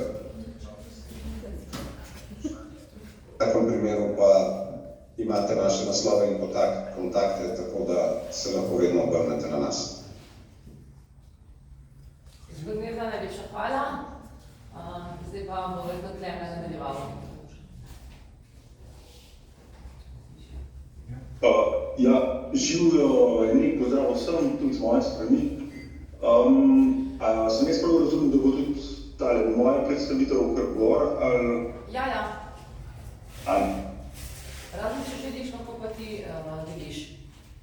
Ne, kar da je čelo. Evo, je že. Ne, ni prava. 5-2, ne? Ok, sej, glede na to, da imamo zelo malo časa, bom jaz pa kar v bistvu začel. Jaz se bom poskušal čim bolj navezati na Andreja. Andrej je že zelo veliko povedal. Na ministrstvu pravzaprav usklajujemo zelo različne vire, ki so na voljo. Andrej se je osredotočil predvsem na to, kar je na voljo v okviru podnebnega sklada. Mogoče, če gremo kar...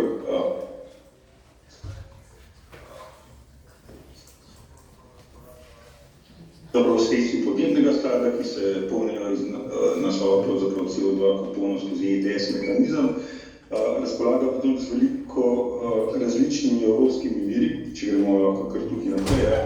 Tako da pravzaprav ta ključna delitev je, oziroma ko gledate pravzaprav, kje so na voljo spodbude, so spodbude na voljo in na ministrstvu, se pravi, to smo pravzaprav mi, vse, kar razpisujemo pravzaprav na uradu za spodbujanje zelenega prehoda. Tukaj gre večinoma za razpise iz evropskih sredstev, medtem ko vsi ostali viri, pa kot je povedal že Andrej, so pravzaprav na voljo ali preko Borzena ali preko Ekosklada.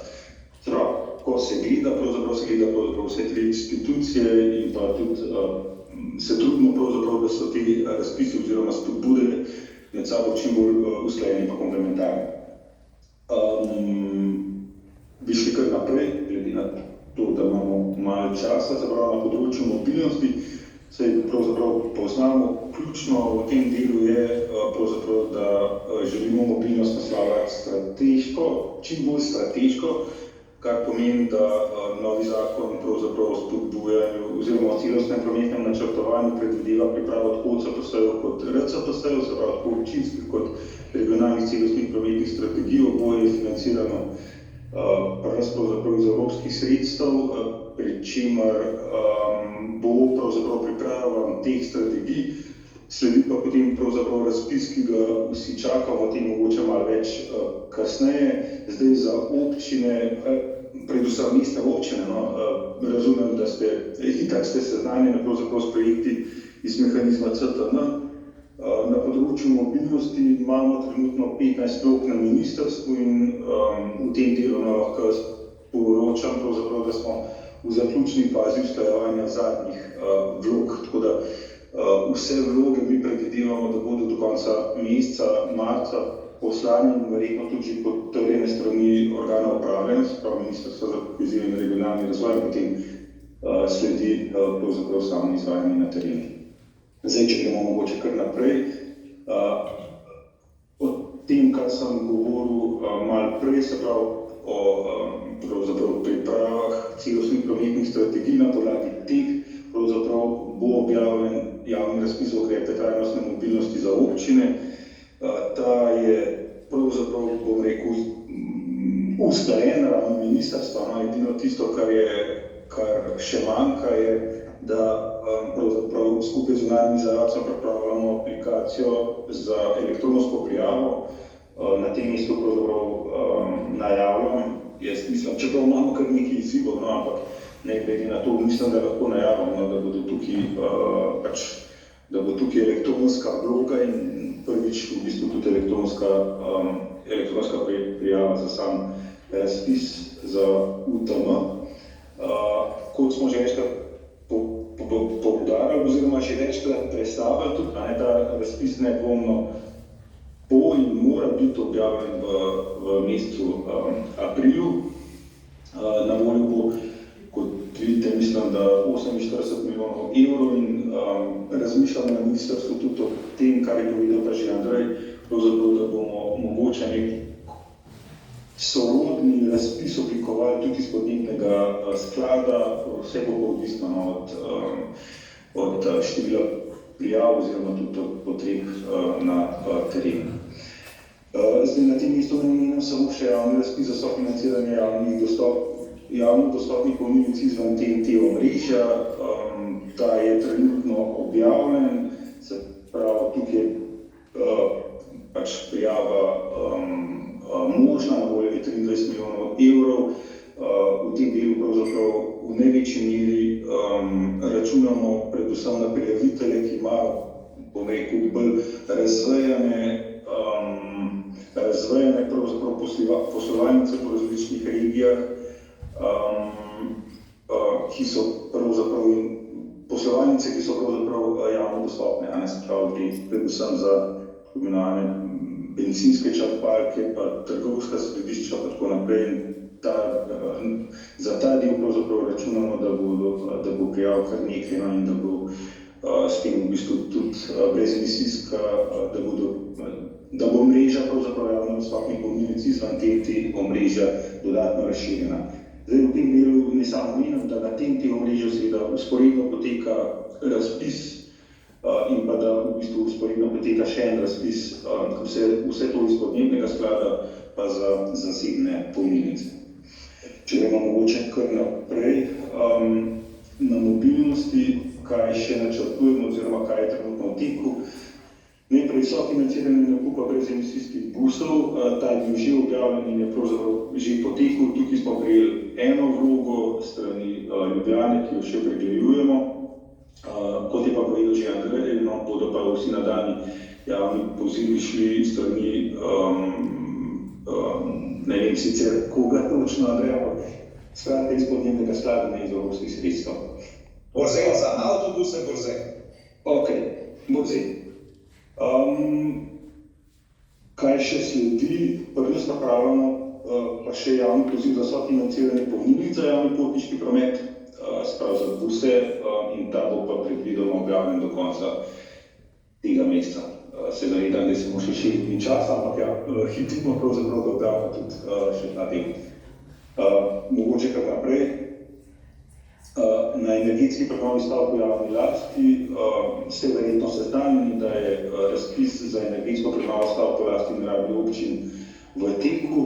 To je v bistvu tisti prvi razpis, kjer je bila omogočena elektronska prijava, na voljo 34 milijonov in pol in prvi rok pravzaprav je pravkar mimo. Na tem delu pač nekako opogumljam pravzaprav začin večjo prijavo strani občin. Na prvi rok smo prijeli 4 vloge, zdaj na tem mestu točno ne vemo, kakšne vrednosti, ampak skratka, hočem reči, tukaj je sredstev na voljo še kar precej in bodo sredstva tudi v bistvu povečana, koliko bo tudi povečano zanimanje. Vzporedno je objavljen tudi poziv za energetsko prenovo stavb po občini in širšem javnem sektorju, se pravi, predvsem, bom rekel, tam, kjer je država lastnik, tako da pravzaprav poskušamo nekako vzporedno peljati in obnovo javnih stavb v občinski lasti in pa v lasti države, seveda posebej relevantno za tiste mestne občine, kjer je delež državnih stavb še posebej visok. Če mogoče kar naprej, naslednje področje, na področju energetske učinkovitosti, to samo omenjam, se pravi, verjetno ste seznanjeni, da poteka tudi precej obsežna nadgradnja distribucijskega omrežja električne energije. Tega omenjam predvsem z tega vidika, da je tukaj pomembno sodelovanje občin z elektrodistribucijskimi podjetji, predvsem z tega vidika, da se omrežje najprej krepi tam, kjer bodo pač potrebe v lokalnem okolju v prihodnosti največje. Zato je tukaj pomembno, da občine in pa elektrodistribucijska podjetja med sabo sproti komunicirate.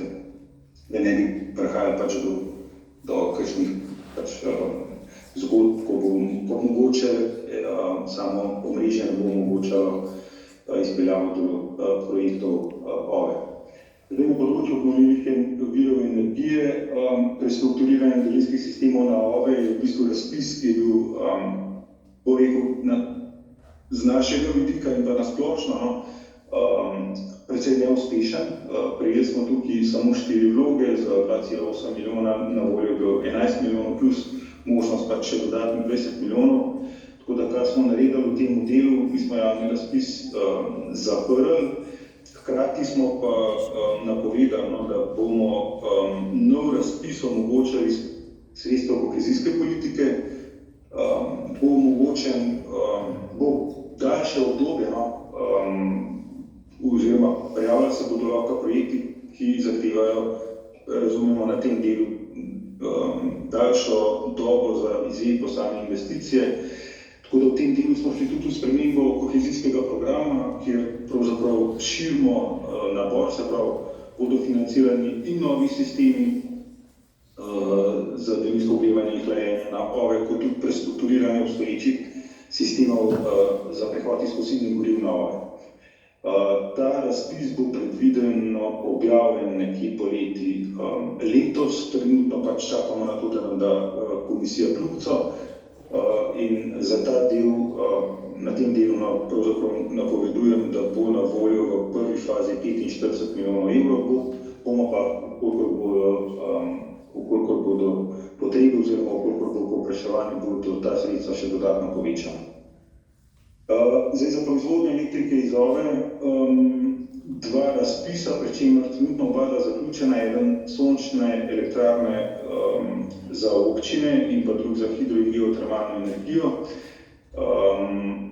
Na drugem smo prejeli pravzaprav samo eno vlogo, tako da bomo preostanek pravzaprav prerazporedili na ta javni razpis za sončne elektrarne. Trenutno zaprt je bil iz naslova, ker je bil pač treba narediti določene prilagoditve. Naj pa na tem mestu povem, da od 48 milijonov mislim, da imamo še nekih 12-13 milijonov evrov ostanka, tako da kar nekaj časa smo se pogajali, ker gre za sredstva iz načrta za okrevanje in odpornost, je bilo tukaj vprašljivo, ali nam bo Ministrstvo za finance sploh dovolilo objaviti razpis za ostanek, glede na to, da smo pa kazalnik že dosegli s to manjšo, z manjšimi dodeljenimi sredstvi, kot so bila prvotno predvidena, ampak tukaj smo vse uskladili interno, tako da bo ta razpis za sončne elektrarne za občine za ostanek sredstev, se pravi 12-13 milijonov, predvidoma objavljen 4. aprila. Zdaj, če bo, upam, da bo šlo vse gladko in prav, ukolikor pač se kaj zaplete, bo objavljen en teden kasneje, se pravi ali 4. ali 11. april je v bistvu tisti datum, ko lahko pričakujete tisti, ki se na ta razpis še niste prijavili. O vsem ostalim pa mislim, da niti ne bi že predvsej Andrej povedal, mogoče samo še na zadnjem slajdu.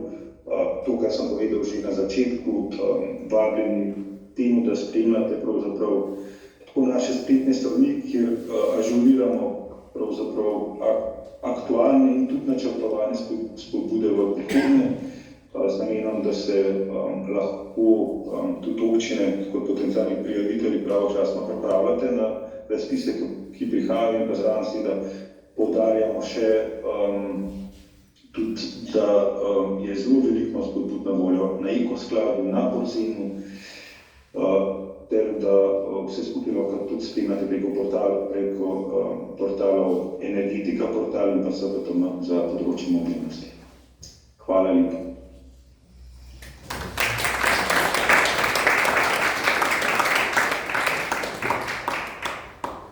Hvala Klemen, hvala gospod Andrej za te predstavitve in da ste se nam pridružili, če ne drugače pa online. Svidenje. Hvala lepa. Čau. Hvala lepa za vabilo, živjo, srečno. Živjo.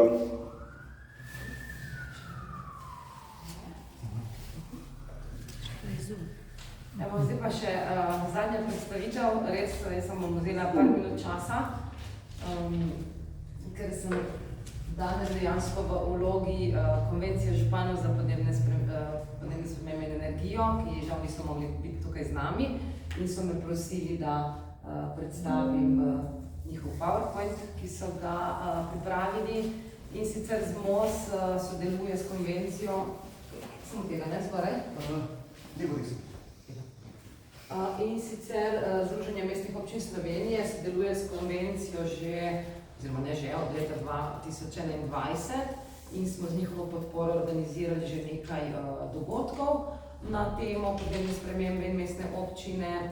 Eno je bilo podnebne spremembe mestne občine, potem mehanizmi podpore ukrepov mestnim občinam k izvajanju boljših oziroma ukrepov za izboljšanje podnebnih sprememb, potem je bil dogodek na temo na naravi temelječih rešitev in zadnji posvet, ki smo ga izvedli, je bil pa posodobitev nacionalnega energetskega in podnebnega načrta, kjer je imel ZMOS vlogo zbiranja pripomb mestnih občin oziroma cele koordinacije med ministrstvi in mestnimi občinami.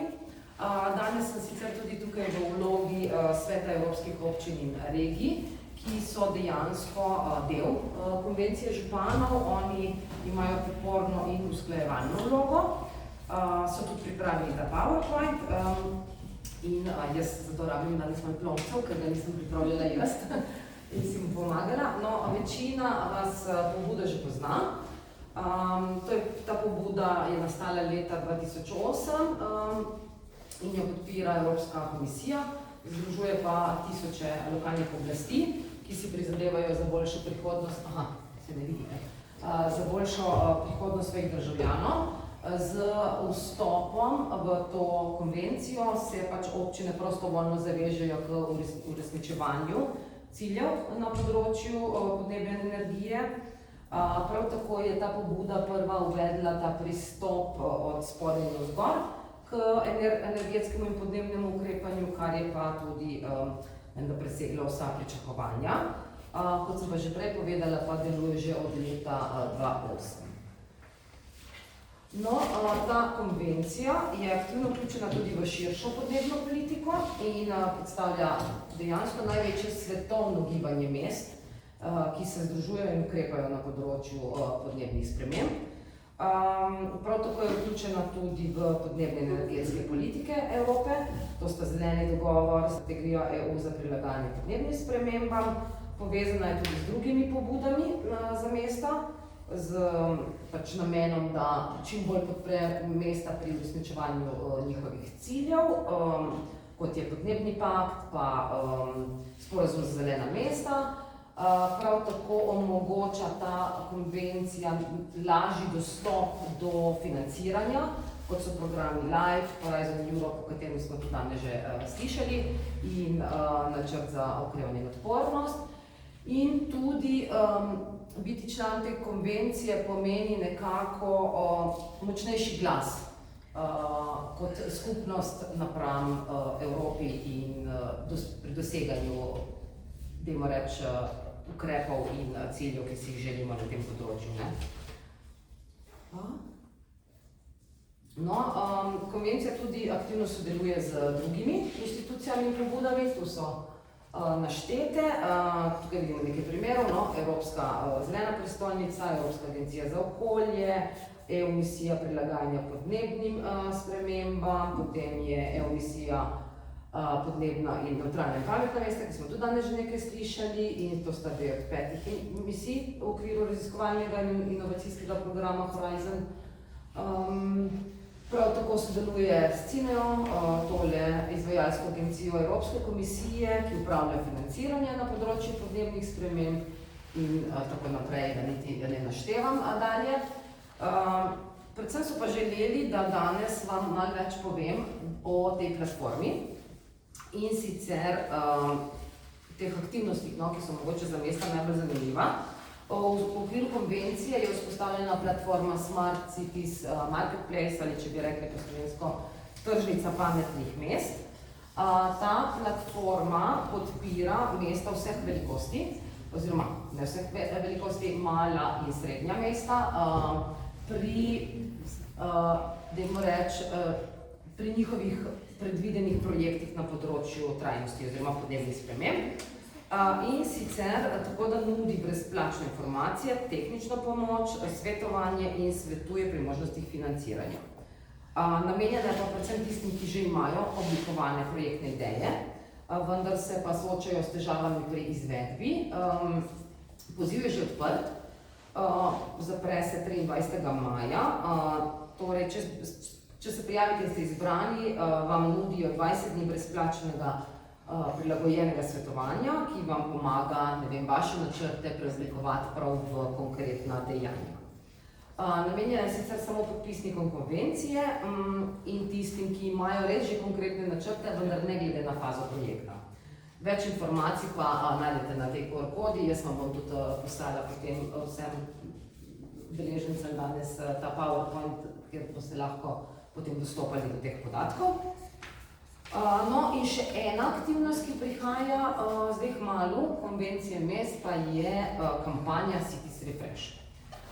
Sicer to kampanjo so vzpostavili, danes smo o tem že veliko slišali, ravno zaradi vročinskih valov in sicer naj bi v lanskem letu temperature dosegle rekordne vrednosti, tudi Evropi je glavni vzrok smrti poleti ravno to vročina in naj bi terjalo več kot 175.000 življenj Evropa, poleg tega pa se Evropa je celina, ki se najhitreje segreva. No, zato, ker želijo, da se več dela na tem področju, so si nekako zamislili, da te temperature naraščajo in mesta in občine pritisnejo refresh. Ta kampanja se začne s 1. aprilom, kaj več informacij zdaj nimam, se pa lahko že zdaj pozanimate in sicer, da jim pišete na ta mail, drugače pa čakamo do 1. aprila, v glavnem namen je, da naredimo bolj hladno prihodnost mest v bodoče. Nič, to je toliko, na kratko, predstavitev te konvencije in njihovih dveh aktivnosti, ki jih izvajajo oziroma bojo še izvajali. Zdaj pa vas vabim na kosilo, mreženje, kjer si lahko izmenjate vprašanja in hvala danes vsem, ki ste bili tukaj, ki ste predstavljali svoje projekte, ki ste se odzvali. Hvala občini Velenje za soorganizacijo in gostiteljstvo, tako da upam, da ste žgelačni in izvolite.